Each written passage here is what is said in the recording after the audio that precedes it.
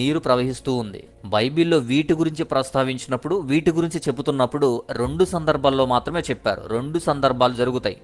ఎందువల్ల ఇవి వస్తాయంటే దానికి కారణం ఈ 2 సందర్భాలే. ఒకటి, తెగులు రప్పించి వారి నమ్మకాలు వట్టివని నిరూపించడం కోసం, తెలియపరచడం కోసం ఐగుప్తులో 10 తెగుళ్ళలో భాగంగా ఒక ఈవెంట్ అనేది జరిగింది. ఇలా నీళ్లు రక్తంగా మారిపోయింది అక్కడ. అలాగే రెండవది, అంత్యకాలంలో 3వ పాత్ర కుమ్మరించినప్పుడు నదులలోని నీళ్లు ఎర్రగా మారి ఎరుపెక్కుతాయి.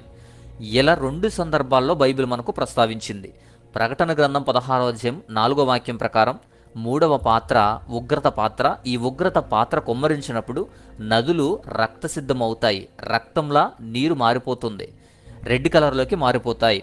ప్రకటన గ్రంథం 8వ అధ్యాయము 10 నుంచి 11 వాక్యాలు చూస్తే బోర ఊదినప్పుడు కూడా జరుగుతుంది. అంటే 3వ దూత బోర ఊదినప్పుడు ఒక నక్షత్రం భూమి మీద పడుతుంది, నదులలోను నీటి బొగ్గల్లోనూ పడుతుంది. అది మాచి ప్రతి అని వ్రాయబడింది. దానివల్ల మరణం సంభవిస్తుంది, నీళ్లలో 3వ భాగం పాడైపోతుంది. అలా 3వ దూత బోర ఊదినప్పుడు కూడా ఇలాంటి సంభవాలు జరుగుతాయి. అది ఒక నక్షత్రమైనా కావచ్చు, లేదా ఆస్ట్రాయిడ్ అయినా కావచ్చు. భూమిని ఢీకొనడానికి అనేకమైన ఆస్ట్రాయిడ్స్ అనేవి సిద్ధంగా ఉన్నాయని తెలుసా? నాసా నిన్ననే